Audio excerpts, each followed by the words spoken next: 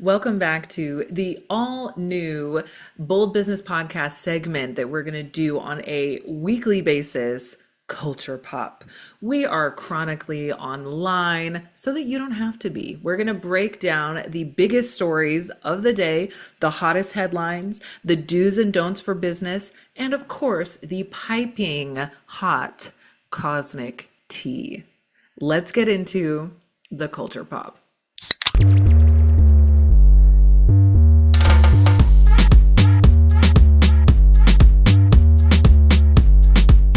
Okay, so this week we have some really juicy stories. There obviously is a lot going on. There was a lot to pick from. There are some scandals, there are some inspiring stories, there are some tragic stories. There's lots of things going on, lots of opinions flying about, but I picked the ones that I think are going to be really interesting. They're going to be fun. They're going to, give you a bit of a laugh. I think we all need a bit of a laugh in the middle of eclipse season, right? Right. We're in the eclipse portal. It's chaos magic. So let's sit back, enjoy the tea, and just have a good time. I'm not going to even introduce this. I'm just going to get straight into it. Let's start off strong with Cardi B. Okay, so Cardi B is our first story. I feel like she would like that. She would like that we're having her be first on Culture Pop. My fellow Libra, my fellow baddie. So Cardi B is famous for being a Libra, right? And there is so much more going on in her chart that we need to talk about. So if you have been under a rock, you have not known about the drama, the courtroom drama that Cardi B has been through over the last few weeks. So just last week, as it says here from E! News, it says Cardi B's court verdict, she has been cleared of assault allegations, right? I'm not going to get into all the details of the case. That's not what I'm here to talk about. But essentially, she was accused by a security guard of a medical center that, saying, oh, she assaulted me, da, da, da. Cardi says, no, I'm absolutely innocent. I think she said something along the lines of like, I know I have a reputation, but it wasn't me. Like, I didn't do this. And she's maintained her innocence throughout and was completely cleared of all of the charges. Now, the actual details of the trial were not why people were tuning in and just agog by what was going on.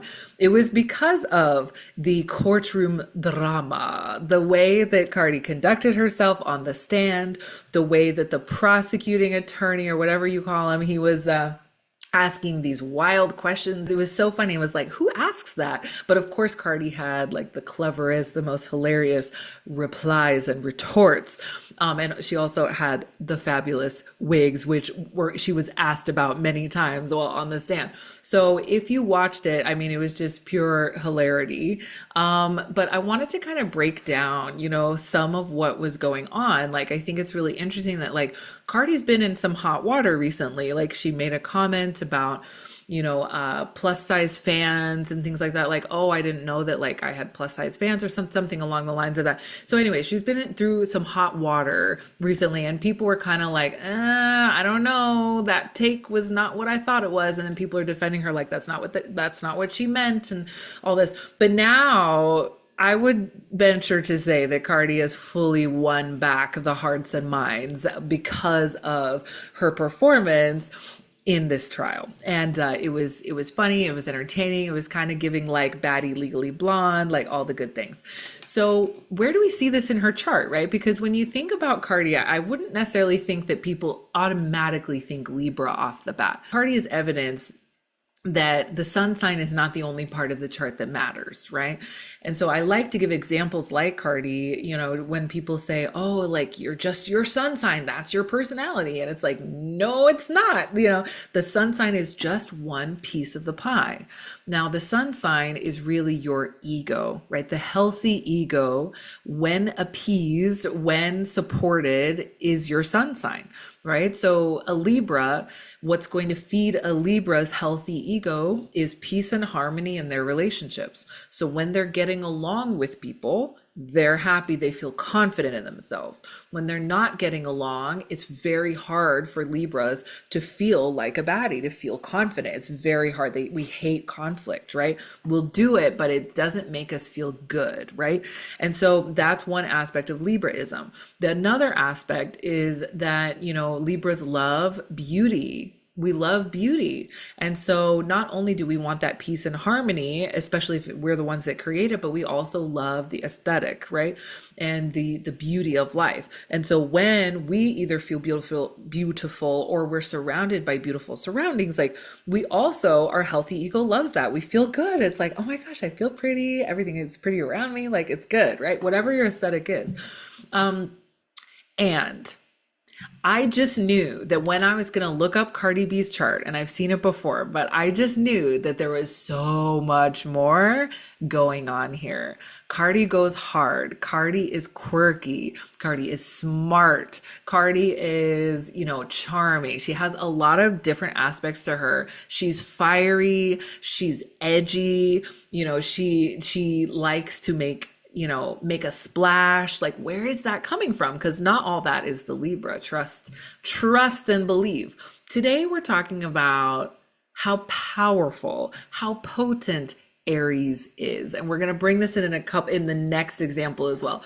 Like, you sprinkle just a dash of Aries in a chart, I'm telling you, it's taking over. Okay, Leo as well. Leo is also like that.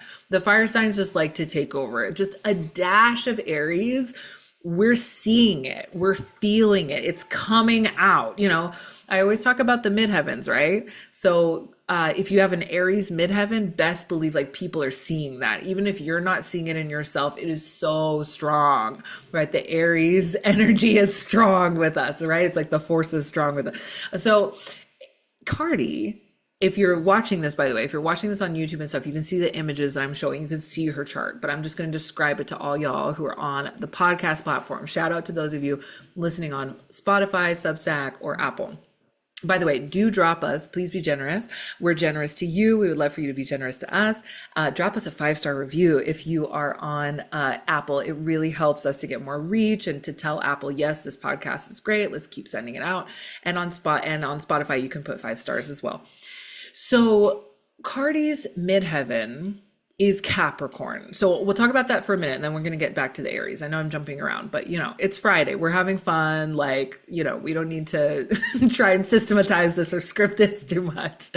So her midheaven is Capricorn. It's really interesting because a lot of entertainers' midheavens are Capricorn. Like Billie Eilish is also Capricorn. Famously, she's going for the EGOT. I think Cardi's probably going for an EGOT as well. I can totally see her doing that in her lifetime. But it's this like strong, ambitious side, right? Very ambitious, very don't mess with me, very much I am the boss, right? Like, do not mess with me. It's such a good placement for like a rapper to have as well, like, because a lot of it is like confidence, right? And so there you have this powerful Capricorn. I want to say Megan Thee Stallion also has Capricorn midheaven, I think, but a lot of these incredible entertainers that are known for their like confident swag, right? That would be the Capricorn. And so it's very much like, I am the boss. I am the baddie in the boardroom. Don't mess with me. I'm the leader. Right. But also it's someone who's a pioneer. That's my archetype that I created for Capricorn midheaven, is the pioneer. And that is Cardi B in so many different ways. But today I want to talk about the edginess. Oh, and one last thing. Sorry. Capricorn is so funny. So you saw, like, Cardi is famous for being so funny. Like, she's got such a funny sense of humor. You really see it in these images here of her in the courtroom and in her answers. Like, she gave so many like tongue-in-cheek, sarcastic, like hilarious, cheeky answers on the stand when she was being questioned as a quote unquote hostile witness. It was so funny. And I really do think that is the Capricorn at play. Maybe a little bit of the Scorpio Mercury that she has as well. Scorpios are very good at sarcasm. So anyway, but then we have the Aries. Okay, Aries is like, don't mess with me, right? Cardi is not only Aries rising, she is also Aries moon. So she knows that she's right? She will always be right, even when she's wrong. And that Ariesness is very warrior like in its energy. It's like, do not mess with me, do not come for me, I'll fight back. And we see a lot of that edginess in Cardi, obviously in her music and her performances, but also in the way that she like defends people that she loves, even when people think she's wrong, right? This comes out a lot, a lot. So we love the Aries, excuse me. So we love the Aries in Cardi.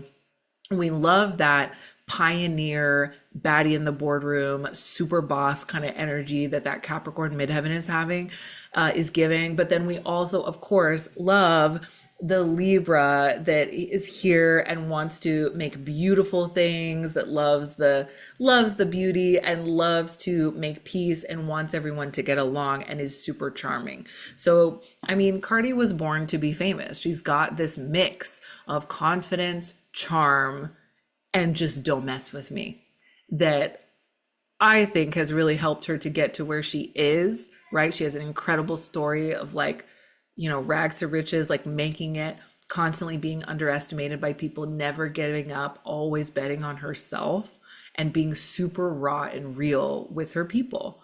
That Ariesness is coming through loud and clear. That Capricornness is coming through loud and clear. And that Libra is softening it and creating this like wonderful charisma that she has as well. So anyway, I just wanted to break it down a little bit, talk to you about her chart and remind you that like, you are not just one aspect of your chart. You're this incredible combination of all three. So when you're thinking about your career, how to present yourself, you want to bring all of that to the table. Your brand is your midheaven. And you're very much also identifying with your rising sign. That's your inner motivation. That's your backstage manager, as we say, right? Is the thing that this is the way you run your life. Cardi runs her life like an Aries, but her brand is Capricorn. And then, of course, the way that she is confident and the way that she brings things out in her relationships, her descendant and her son is Libra. So hope you enjoyed that. Okay. Next story of the day, number 2, is Sabrina Carpenter. Okay, this is an interesting one. So I love how I'm choosing these kind of female entertainers today that are very controversial, but also just have so many fans that like would die for them. It's like they're polarizing. And I think we're going to bring all that back down to the Aries. Okay, it's the Aries. But anyway, let's break it down. So let's talk about Sabrina Carpenter. She's had a big week. She won, I think, 3 VMAs, was it? Performed on stage at the VMAs, all the things. And it's interesting. The thing I wanted to bring out here is that Sabrina has had a lot of controversy. The pictures that I've chosen to show here for you are pictures of those kind of different controversies. So she's had a lot of moments in her career, especially over the last year, where people have said, nah, or like, ooh, you're wrong for that, not sure about that. Ooh, is she really a feminist? Is she not a feminist? This is this big debate, right? Is she poking fun of things? Is she like laughing with us? Or is it actually like subverting feminism, right? Is it actually is this an anti-woman message, right? Or is this a pro-woman message? Is this sarcasm? Is this, social commentary? Like everyone's trying to investigate to understand what her real point of view really is, because she has a lot of cheekiness and a lot of like tongue-in-cheek stuff going on in her content, in her imagery, in her songs, etc. So I wanted to break this down a little bit. The 3 images that I have that I'm showing you here are number 1 and I'm not going to describe what it is because we have little ears here, I'm sure, that are listening, but the Eiffel Tower iconography and position that she put herself into on stage. And that was part of her European tour. I think she did it first in London, I think. But people were like, whoa, what are we promoting, menage a trois? Or like, what are we doing? Or is this pro-woman? Is this anti-woman? Oh, leave her alone. She's just a liberated woman. And then other people, anyway, it was just really funny. And people were like, there are 12-year-olds at this at this concert. Should she be doing this? So anyway, whatever happens, right? Sabrina is really, really good at getting us to talk. She's really, really good at polarizing the audience. She's really, really good at like making like being the center of attention, essentially, not shying away from, yeah, the controversy. The second one is this image over here. It's the cover of her album Man's Best Friend, which is her new album that I think just dropped. Has it actually dropped yet? I'm not sure. But when she announced the cover art, people lost their minds again, right? People were losing their minds all the time over Sabrina Carpenter. So they lost their minds again. And they were saying, oh my gosh, like she's showing like, I'll try and describe this. So she is on her knees in front of a man who is holding her hair in kind of like a slightly aggressive looking way. And it's this idea that like she's almost like in the position of a dog, right? Like man's best friend. And so people are like, ooh, it's edgy and subversive. And then other people are like, this is super anti-woman and anti-feminist. And this is not the time for this, right? In the political climate of 2025 when women's rights are being stripped away.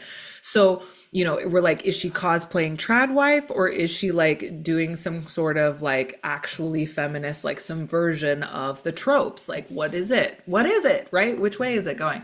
And so again, everyone's losing their minds. Everyone's talking about it. I think this happened, what was this, earlier this year? And so then, she came out and was like, whoa, you guys don't know how to take a joke, like da da da. And then she has now removed that album cover and now has an alternative album cover, which is a reference to a famous photo of Marilyn Monroe dancing with her, at the time, I think, new husband, Arthur Miller. And it's just her with like a faceless man in a suit, just kind of looking over her shoulder. So, she replaced it with another, kind of iconic feminine representation, I guess you could say. So those scandals that have kind of happened, I don't know if scandal is the right word, but those two things that have happened over the past year have kind of landed her in some hot water, and people kind of questioning, like, what is she really saying? Like, what is her message? Is this something that we want to be promoting for young girls or older women as well? So she really has made another move as of last week with the VMAs, right? So at the VMAs, I don't know if any of you guys saw this, if you watched it, but she performed a song in a very kind of like a very different style, right? It's more like, for those of millennials, right? Christina Aguilera, when she did Dirty, like it's very much like giving me that, like with the imagery and the outfit and the sweatiness and the vibes, right? And all of the signs, she performed the song Tears, right? So all of the signs and everything and the people on stage were all promoting trans rights. And so you can see in the image that I put here, you see signs saying dolls, dolls, dolls, right?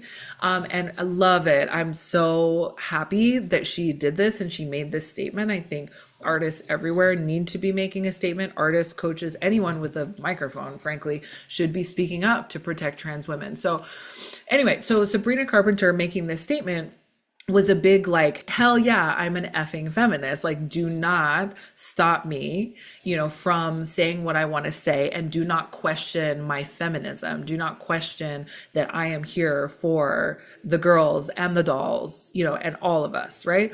And so I thought that was really interesting. Obviously, everything is calculated. Obviously, everything is on purpose.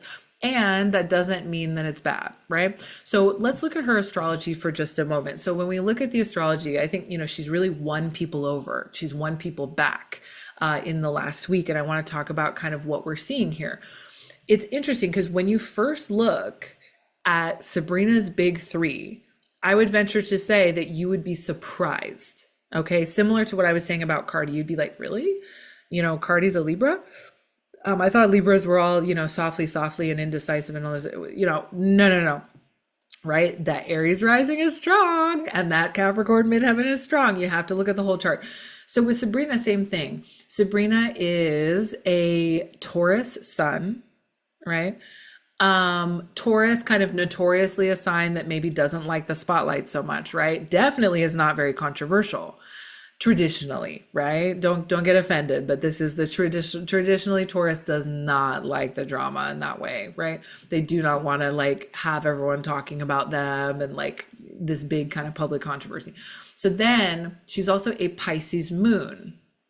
Okay, Pisces moon, soft, dreamer, romantic, kind, big heart, right? Okay, interesting.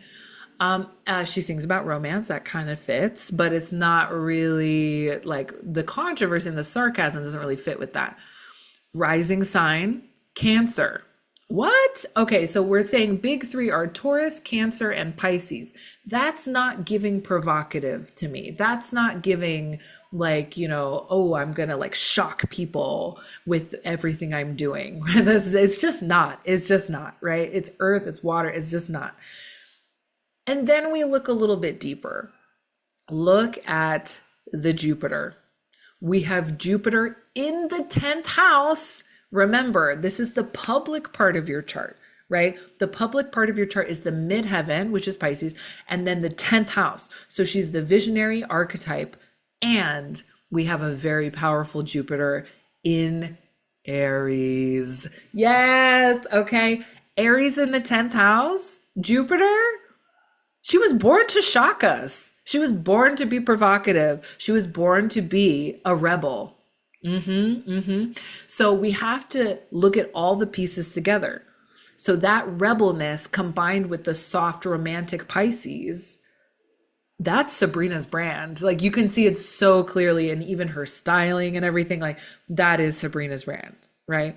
Okay. And then the last piece I want to bring in is a little bit of human design. Yes. So in her human design, she's a 2-4 emotional MG. By the way, for anyone who's interested, Cardi is a 4-1 generator. So I thought that was interesting. We can, or is it 1-4? I don't have my notes. It's either 1-4 or 4-1, but really cool, very rare harmonic profile. We can talk about that another time. Sabrina is a 2-4 emotional manifesting generator, but here's the thing I want you to look at. Her Pearl gene key. The gene keys are a sister system to human design. I use them with my clients as well. Her Pearl gene key is in gate 51. For those of you who know human design, I know you're gasping right now. That gate 51 was the gate of 2024. Do you remember? I do a gate for every year. This year's gate is 25, which is opposite 51. It's part of that channel. But last year's gate was 51. It's the gate of shock. It's Aries. It's Aries. Her Pearl is right there in the 10th house, right next to her Jupiter, and it is shock. She was born to shock us. It is literally her destiny. And that's all I have to say about that. So pay attention, folks. Pay attention to your human design, your astrology. You are this incredibly complicated blend of both, of all, of numerology, of you contain worlds, right? It's not just one placement. You have to synthesize them to find the genius combination. Last but not least this week, we got to talk about Kpop Demon Hunters. We're going up, up, up. It's our moment. Yeah, okay. So I'm obsessed, just like everyone else that I know. We're obsessed with Kpop Demon Hunters. I want to talk a little, there's so many angles. Like I literally spent like an hour trying to figure out which parts I want to talk about. I've been thinking about this and talking to you about this show over the last week. And I was like, what do I want to say about this? There's so much to say. I actually did a little bit of stalking. I found the show creator, Maggie Kang's birthday. And I was thinking about her chart and how, things play in and all that. She's a Capricorn, by the way, Capricorn sun. I don't know the year though. So that's the problem. I can't find all that detail. It's very mysterious. But the thing I want to say is that, Kpop Demon Hunters has had such a massive, influence on the current moment. And I just want to pay homage to it for a second. If you haven't watched this, I want you to understand this is not just for kids. Just because something is animated, like those of us who grew up loving anime like me, we know just because it's animated doesn't mean it's for kids, right? This movie is the #1 top watched movie of all time on Netflix. All time. That's pretty insane. It just came out the day before, and you can't tell me this is a mistake, okay? You can't tell me this is a coincidence. It came out the day before the summer solstice, June 20th of this year. For sure they planned that. this new opening, this Cancerian powerful energy, the power of the moon meets the power of the sun on the on the summer solstice. I mean, beautiful.